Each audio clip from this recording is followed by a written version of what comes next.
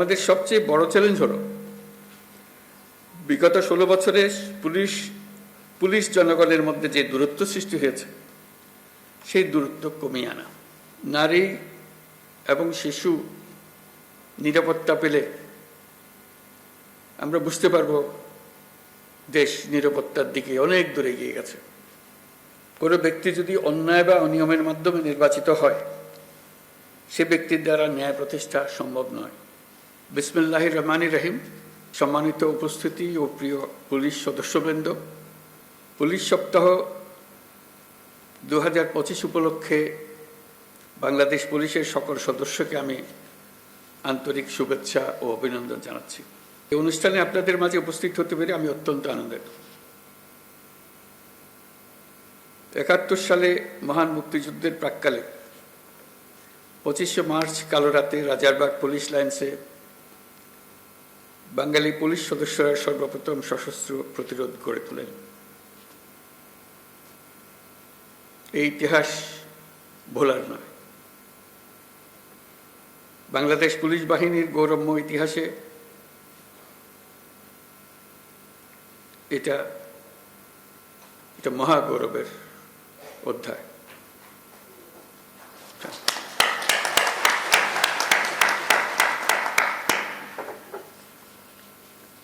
আজকের দিনে এই মহান মুক্তিযুদ্ধের শহীদ পুলিশ সদস্যদের আমি গভীর শ্রদ্ধা নিবেদন করছি। সর্বস্তরের মানুষের অধিকার, মর্যাদা, ন্যায় বিচার প্রতিষ্ঠিত হবে, কোনো বৈষম্য থাকবে না। যুগ যুগ ধরে এটাই ছিল মানুষের মহান আকাঙ্ক্ষা। এই আকাঙ্ক্ষা পূরণে জোর ভূমিকা রাখতে হবে আইন শৃঙ্খলা বাহিনীকে। স্বৈরাচারী শাসনামলের 15 বছরে দেশের পুলিশ বাহিনীকে দলীয় বাহিনীতে পরিণত করায় সমস্ত ব্যবস্থা ধ্বংস হয়ে গিয়েছিল। স্বৈরাচারের অবৈধ অন্যায় আদেশ পালন করতে গিয়ে পুলিশ বাহিনী ব্যাপকভাবে জনরোষের মুখে পড়ে। অনেক সৎ পুলিশ সদস্যদেরও এই জন্য মাশুল দিতে হয়েছে। প্রিয় পুলিশ সদস্যগণ, গত আগস্টে অন্তর্বর্তী সরকার যখন দায়িত্ব গ্রহণ করে, সে সময় এদেশের আইন শৃঙ্খলা বাহিনী ভঙ্গুর অবস্থায় ছিল। পুলিশের সঙ্গে জনগণের দূরত্ব সৃষ্টি হয়েছিল। সরকার পরিস্থিতির উন্নতির জন্য যা কিছু প্রয়োজন সব রকমের ব্যবস্থা নিয়েছে। সড়ক মহাসড়কে বিশৃঙ্খলা ও জনদুর্ভোগ নিরসন, বিশেষ অভিযান পরিচালনা, অংশীজনের সাথে পুলিশের আন্তঃযোগাযোগ জোরদার করা, পুলিশ সদস্যদের মনোবল বৃদ্ধিতে প্রয়োজনীয় প্রণোদনামূলক ব্যবস্থা নেওয়া হয়েছে।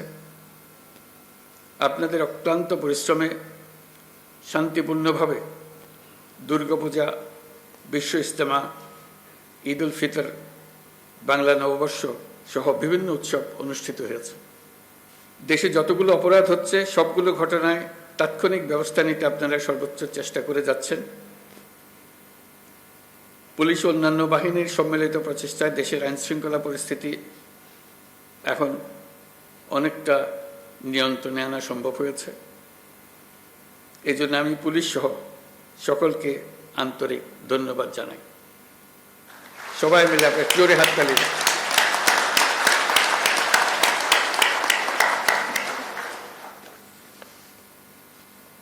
এই হাততালি আপনাদের প্রাপ্য।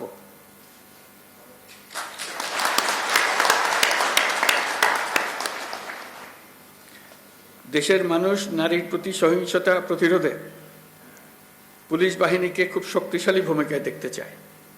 আমি আপনাদের প্রতি আহ্বান জানাই, নারী ও শিশুর নিরাপত্তায় সর্বোচ্চ সংবেদনশীল হয়ে কাজ করবেন।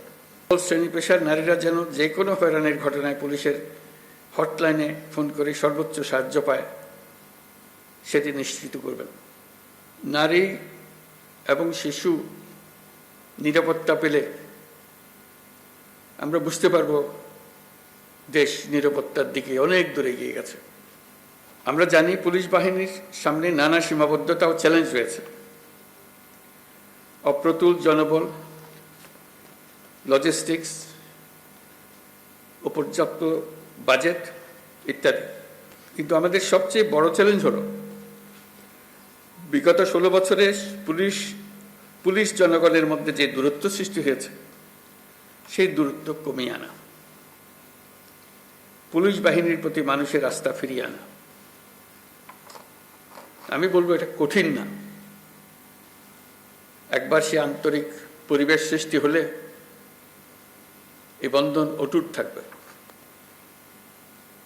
আমাদের সমাজ যে একটা সুশৃঙ্খল সমাজ সেটা প্রমাণিত হবে। আমাদের সবাই মিলে একটা সর্বাত্মক প্রচেষ্টা হবে যেন মানুষ এবং পুলিশের মধ্যে দূরত্ব আমরা গুছিয়ে ফেলতে পারি। মানুষ পুলিশকে দেখলেই তাকে বন্ধু হিসেবে বরণ করে নিতে এগিয়ে আসে। তার প্রতি কোনো বিরূপ মনোভাব যেন মানুষের মনে না থাকে। মাঠ পর্যায় থেকে শুরু করে সকল স্তরে আইনশৃঙ্খলা বাহিনীকে জনগণের বিশ্বাস অর্জনের জন্য কাজ করতে হবে। এই কাজটা আপনাদেরকেই করতে হবে। আর সরকারের দিক থেকে যা যা প্রয়োজন তা বাস্তবায়ন করা আমাদের দায়িত্ব। আমরা সে দায়িত্ব গ্রহণ করছি। পুলিশের সংস্কারের লক্ষ্যে অন্তর্বর্তীকালীন সরকার উদ্যোগ নিয়েছে। তৃণমূল পর্যায়ে কর্মরত পুলিশ সদস্যদের কল্যাণে কয়েকটি বিষয়ে দ্রুত ব্যবস্থা নেওয়া হয়েছে। আজকের এই মিটিংয়ের পরে আপনাদের সঙ্গে সবার সঙ্গে সারা দেশের সবার সঙ্গে সাক্ষাৎ হওয়ার কারণে, আপনাদের কথা শোনার কারণে আমরা আবার দ্রুত একবার বসবো সবাই মিলে, যাতে করে যে সমস্ত সমস্যা আছে সেগুলা দ্রুত সমাধান বাস্তবায়ন করা যায়। সেটা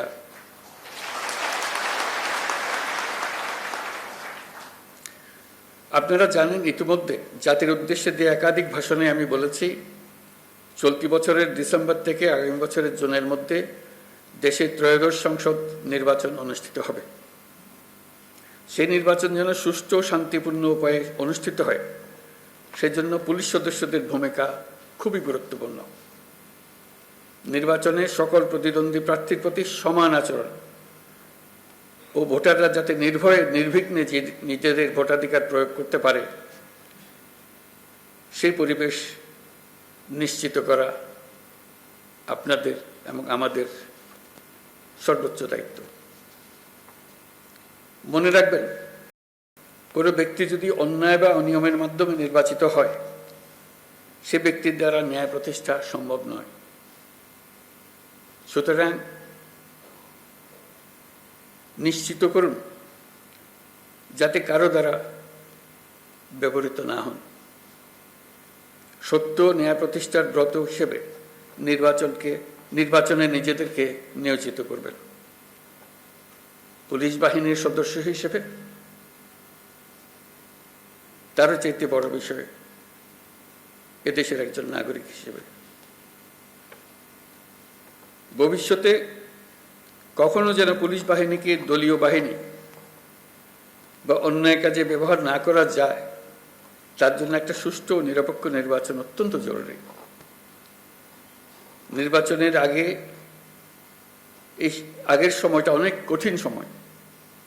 আপনাদের সজাগ দৃষ্টি রাখতে হবে পরাজিত শক্তি যেন কোনোভাবেই দেশকে অস্থিতিশীল না করতে পারে।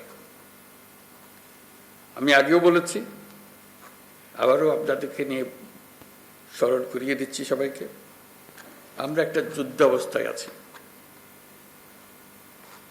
অশুভ চক্র আমাদের স্বপ্নকে, আমাদের ঐক্যকে ভেঙে দিতে সব শক্তি নিয়ে চেষ্টা করছে এবং চেষ্টা আরো কঠোরতর করবে।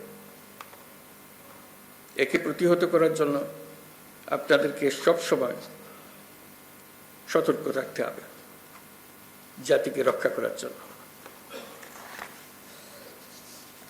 বর্তমান অন্তর্বর্তীকালীন সরকার দায়িত্ব নেওয়ার পর থেকে আমরা ন্যায্য অন্যায্য আন্দোলনে মানুষকে রাস্তায় নেমে আসতে দেখেছি। এসব পরিস্থিতিতে আপনারা ধৈর্যের পরিচয় দিয়েছেন। আশা করি একই রকম ধৈর্যের পরিচয় দিয়ে আগামী দিনগুলোতেও আপনারা কাজ করে যাবেন। পুলিশ জনগণের বন্ধু। পুলিশ বাহিনীকে সেই ইমেজ প্রতিষ্ঠা করতে হবে। এটা কঠিন হলেও এটাই ন্যায্য, এটাই আমাদের করতে হবে। প্রথমবারের মতো এবার পুলিশ সপ্তাহের ধর্মীয় নেতা, সাংবাদিক ও বিভিন্ন সম্প্রদায়ের নেতাদের সঙ্গে বৈঠক অনুষ্ঠিত হবে বলে আমি জানতে পারলাম। এই বৈঠকে পুলিশের উপর জনসাধারণের প্রত্যাশা নিয়ে আলোচনা হবে। আমার প্রত্যাশা হলো এটি যেন চলমান থাকে। প্রতি বছর পুলিশ সপ্তাহে যেন এ ধরনের বৈঠক অনুষ্ঠিত হয়, আর যেন পুলিশ সপ্তাহের জন্য অপেক্ষাও করতে না হয়। সুযোগ পেলে এই ধরনের বৈঠক দরকার, তাতে পরস্পরের বোঝাবুঝিটা পরিষ্কার হয়ে যায়। পুলিশের সঙ্গে জনগণের দূরত্ব কমিয়ে আনতে এটা অত্যন্ত জরুরি। আমরা একটা ন্যায্যতার ভিত্তিতে গঠিত একটি বৈষম্যমুক্ত গণতান্ত্রিক বাংলাদেশ নির্মাণের স্বপ্ন দেখছি। আমরা দ্বিতীয় বাংলাদেশ গঠন করার স্বপ্ন দেখছি। জুলাই গণ অভ্যুত্থান আমাদের সেই সুযোগ করে দিয়েছে। এই সুযোগ যেন আমরা না হারাই। এই সুযোগ হারালে আমরা পরবর্তী প্রজন্মের কাছে চিরজীবনের জন্য দায়ী থাকব। বিশ্বের বুকে একটি শান্তিপূর্ণ সমৃদ্ধ দেশ হিসেবে বাংলাদেশ মাথা তুলে দাঁড়াচ্ছে এবং মাথা উঁচু করে রাখবে সবসময়। এই স্বপ্ন পূরণে আপনাদের ভূমিকা অনেক।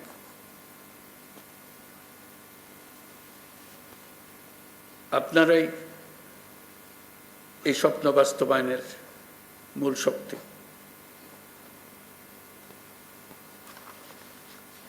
পুলিশের কাজকর্ম, পুলিশের সঙ্গে মানুষের সম্পর্ক, এটা দেখেই সারা দুনিয়া বিচার করে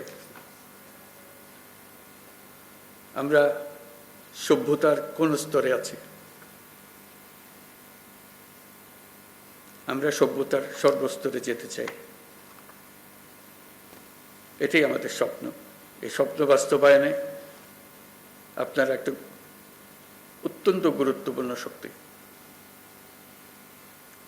বাংলাদেশ পুলিশ বাহিনী যেন গোটা বিশ্বে প্রশংসিত হয়, দেশের সকল মানুষের কাছে প্রশংসিত হয়, এই প্রত্যাশা নিয়ে আমার বক্তব্য শেষ করছি। সবাই ভালো থাকবেন। আসসালামু আলাইকুম।